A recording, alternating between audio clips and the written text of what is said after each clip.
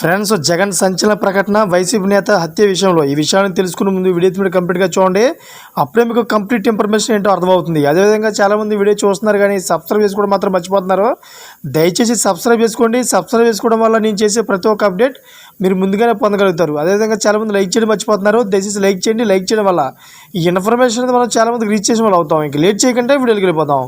Friends, వినుకొండలో హత్యకు గురైన రషీద్ కుటుంబ సభ్యులను వైసీపీ అధినేత మాజీ సీఎం వైఎస్ జగన్మోహన్ రెడ్డి పరామర్శించారు.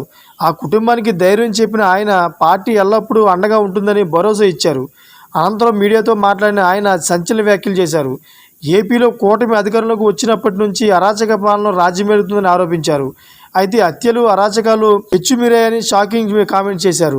రషీద్ హత్య కేసుపై హైకోర్టులో కేసు వేస్తామని అన్నారు. రషీద్ కుటుంబానికి అండగా ఉంటామని భరోసా ఇచ్చారు. రాజకీయ కక్షలతోనే రషీద్ హత్య జరిగిందని, అయితే పోలీసులు మాత్రం వ్యక్తిగత కారణాలంటూ క్రియేట్ చేశారని ఆయన మండిపడ్డారు. పొంగనూరులో గురువారం నాడు ఎమ్మెల్యే, ఎంపీలపైన రాళ్ల వేశారని మీడియాకు వివరించారు.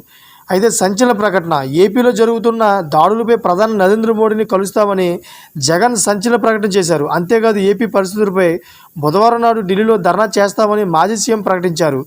ఎంపీలు, ఎమ్మెల్యేలు, ఎమ్మెల్సీలు కలిసి ధర్నాకు దిగుతామన్నారు. ఏపీలో అరాచక పాలనకు నిరసనగా ధర్నా నిర్వహిస్తున్నట్లు మీడియాకు వెల్లడించారు. రాష్ట్రపతి పాలన పెట్టాలని డిమాండ్ చేస్తామని జగన్ చెప్పుకొచ్చారు.